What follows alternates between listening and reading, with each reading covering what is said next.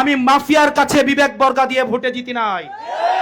আমার জন্য ভোট দিয়েছে মা বোনেরা, আমার কেন্দ্রগুলো পাহারা দিয়েছে যুবক ভাইয়েরা, মাদ্রাসা পড়ুয়া শিক্ষার্থীরা, আমার জন্য মায়েরা নিজে টাকা তুলে আমার জন্য সিএনজি ভাড়া দিয়ে ভোট দিতে আসছে।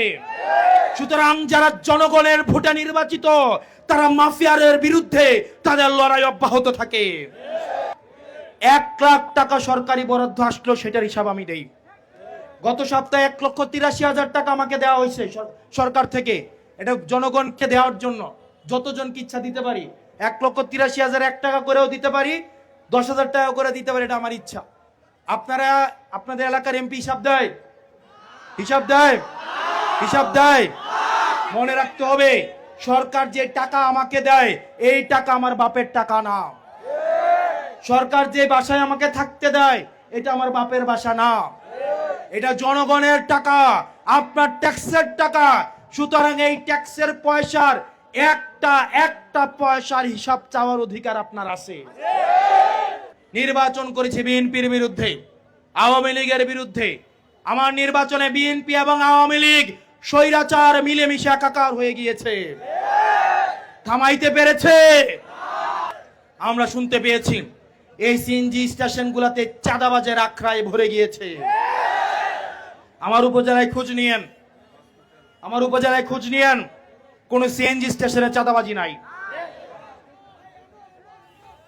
এই সিএনজি স্টেশনে চাঁদাবাজি চলে না? আমারটাই নাই কেন? আমারটাই নাই কেন? কারণ আমি মাফিয়াদের সাথে কম্প্রোমাইজ করি না। আপনাদের এলাকায় ইটভাটা আছে? ইটভাটা আছে? এগুলো চলতেছে না? আমার এলাকায় খোঁজ নিয়েন, ইটভাটা দেখে দেখে সেগুলো ভেঙে ফেলা হচ্ছে। আমার এলাকায় কেন ভাঙতে পারি?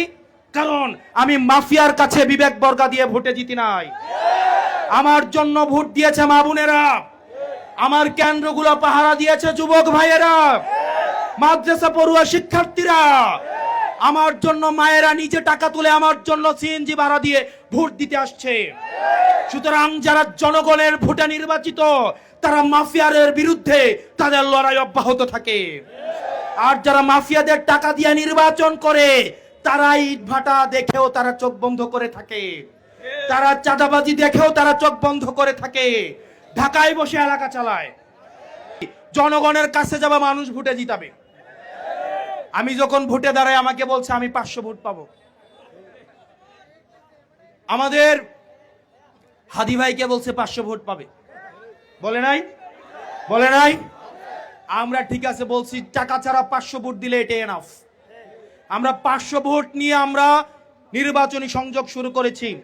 প্রথম দিন 500, তারপরের দিন জিজ্ঞেস করতাম আশেপাশে বাইরে ভাই 520টা হয়েছে কিনা, তারপর দিন জিজ্ঞেস করতাম ভাই 550 হয়েছে কিনা। এমনি করতে করতে আমি ভোট পেয়েছি 1,72,000। আমি নির্বাচন করেছি বিএনপির বিরুদ্ধে, আওয়ামী লীগের বিরুদ্ধে। আমার নির্বাচনে বিএনপি এবং আওয়ামী লীগ স্বৈরাচার মিলেমিশে একাকার হয়ে গিয়েছে। থামাইতে পেরেছে? কারণ আমার সামনে ছিল তরুণ প্রজন্ম এবং আমার মায়েরা। সেজন্য আমার মা বোন, আপনার হোমনাবাসী যারা আছেন, তরুণ প্রজন্মের যারা আছেন, মুরব্বীদেরকে আমরা দাওয়াত দিব। না আসলে আমরা তাদের দোয়া নিব, কিন্তু আমরা আগাই যাব আমাদের তরুণ প্রজন্ম এবং মায়েদেরকে নিয়ে। আগামীর বাংলাদেশ, এই জ্যানাল ফর বাংলাদেশ, জ্যানজির বাংলাদেশ, তাদেরকে মাথায় রেখেই আমাদের নির্বাচনী প্রস্তুতি নিতে হবে।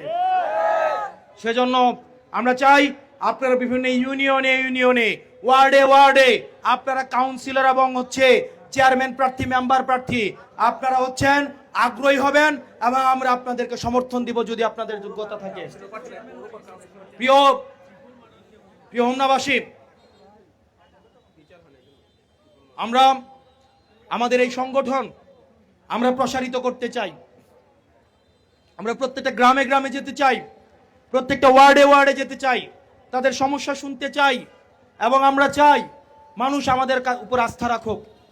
হয়তো আমরা একদিনে পারবো না, হয়তো আমাদের 1 মাস লাগবে, 1 বছর লাগবে, 10 বছর লাগবে, কিন্তু আমরা প্রত্যেকটা ঘরে ঘরে, প্রত্যেকটা ওয়ার্ডে ওয়ার্ডে এনসিপি অবশ্যই পৌঁছাবে ইনশাল্লাহ। এনসিপির এই গণজোয়ার কেউ থামাতে পারবে না। এই জন্য আমরা আপনাদের কাছে একটু সহায়তা চাই। আমরা চাই আপনারা একটু আমাদের সমর্থন দেন। আপনারা প্রত্যেকটা ওয়ার্ডে ওয়ার্ডে আপনারা 5 জন 10 জনের কমিটি দেন। আমাদের এনসিপির যে নেতা কর্মীরা আছে এখানে আপনারা যাদেরকে দেখতে পাচ্ছেন তাদের সাথে যোগাযোগ করেন। ভাইরা, আমরা কোনো ক্যাডার পলিটিক্স করতে পারবো না। আমরা আপনাদেরকে পয়সা দিতে পারবো না, চাঁদাবাজির ভাগ দিতে পারবো না, টেন্ডারবাজির ভাগ দিতে পারবো না, কিন্তু আমরা আপনার অধিকার আপনাকে বুঝাই দিতে পারবো। হিসাব ক্লিয়ার। নির্বাচনের আগে টাকা খাইছে চাঁদাবাজ থেকে, খাইছে নির্বাচনের আগে একবার, আর এটা 5 বছর ধরে পরিশোধ করতে হবে।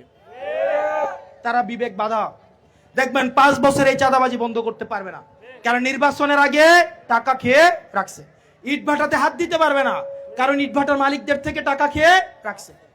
আর আমরা একটা কথা বলতাম, আপনি ভোটের আগে ফ্রিতে আমাকে সার্ভিস দেন, ভোটের পরে আমি 5 বছর ফ্রিতে সার্ভিস দিব। আমার এলাকায় দিচ্ছি না, 1 লাখ টাকা সরকারি বরাদ্দ আসলো, সেটার হিসাব আমি দেই।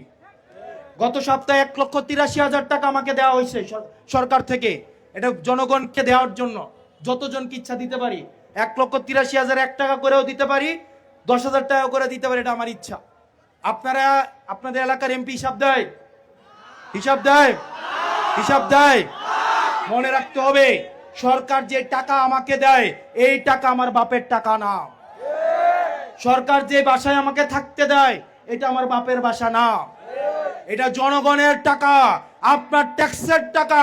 সুতরাং এই ট্যাক্সের পয়সার একটা পয়সার হিসাব চাওয়ার অধিকার আপনার আছে। সবাই এখানে আপনারা যারা আছেন প্রত্যেকেই প্রত্যেকটা 300টা আসনের প্রত্যেকটা এমপির কাছে 1 পয়সা করে আপনারা হিসাব চাইবেন। কারণ এই টাকা কার? এই টাকা কার? আপনার বাবার টাকা, আপনার বাবার শ্রমে ঘামের টাকা, সিএনজি ওয়ালার টাকা, রিক্সাওয়ালার টাকা, বর্জুয়ার টাকা, ব্যবসায়ীর টাকা। এই টাকার হিসাব কোনো বিলাসিতার জন্য না, এই টাকা দেওয়া হয়েছে আপনাদের জন্য। সুতরাং আপনারা সেটাকে বুঝে নিতে হবে। এটার নামই হচ্ছে জনতার হাতে ক্ষমতা।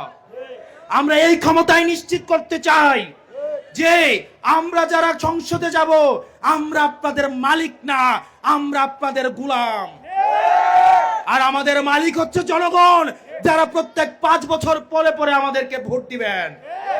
প্রিয় হোমনাবাসী, আপনারা নিশ্চিত করবেন 5 বছর পরে ভোটের আগে 2 মাস আইসা বাবারে সোনারে আব্বারে তালুইরে মাউইরে কই আব্বা ডাইকা ভোট চাইতে আসবে, আর 5 বছর দেখা পাওয়া যাবে না। এই রাজনীতি বাংলাদেশে আর হবে না। প্রিয় তরুণ প্রজন্ম, আপনারা হিসাব রাখবেন, প্রত্যেক দিনের হিসাব। এই হোমনা উপজেলায় সরকার কয় টাকা দেয়, কোন খাতে দেয়, এই কাজ কে পায়, কতদিনের মধ্যে করতে হবে, এই হিসাব আপনাদেরকে করতে হবে। জনগণের মালিকানা যদি আপনি বুঝে না নেন, এই সরকারের যারা হচ্ছে আমরা আছি, আমরা কোনোদিনও বুঝাই দিব না। সেজন্য মালিকানা কে করতে হবে, মালিকানা কে বুঝাই নিতে হবে। আর প্রশাসনে আপনারা যারা আছেন, প্রিয় পুলিশ ভাইয়েরা, প্রিয় প্রশাসনের ভাইয়েরা, আমরা বুঝি আপনাদের দুঃখ। তবে আপনাদেরকে বাধ্য করা হয়, দলীয়করণ করা হচ্ছে, আমরা আপনাদের কষ্টটা বুঝি, কিন্তু অতি উৎসাহী হয়ে আপনারা দলীয়কৃত হইয়েন না। অতি উৎসাহিত হইয়েন না। পৃথিবী গোল, সূর্য যেটা পূর্ব দিকে ওঠে এটাও পশ্চিম দিকে অস্ত যায়। সরকার প্রেসার দেয়, এটা আমরা বুঝি, কিন্তু নিচ থেকে আমরা জানি আপনারা চেষ্টা করছেন বাংলাদেশটাকে উন্নতি করার জন্য, কিন্তু আমরা চাই আপনারা আর দলীয় হয়ে বেনজির হারুন হইয়েন না। আমরা যেমন জনগণের অধিকার নিশ্চিত করতে চাই, আমরা আপনাদের অধিকারও নিশ্চিত করতে চাই। আমরা চাই এই দেশের প্রশাসক ও নীতির মধ্য থেকে কাজ করুক, পুলিশরাও স্বাধীন এবং নিরাপত্তার মধ্য থেকে কাজ করুক। কিন্তু আপনারা যদি আবার দলীয় রাজনীতি শুরু করেন, সেটা কিন্তু আমরা মেনে নিব না। কোনো আমরা রাজনৈতিক দল সেটা মেনে নিব না। আপনি নীতির মধ্যে থাকেন, আমরা আপনাকে সহায়তা করব। প্রিয় হোমনাবাসী, এরপরের বার যখন আমরা এখানে আসব, আমরা দেখতে চাই প্রত্যেকটা ইউনিয়নের কমিটি হয়েছে, প্রত্যেকটা ওয়ার্ডে কমিটি হয়েছে।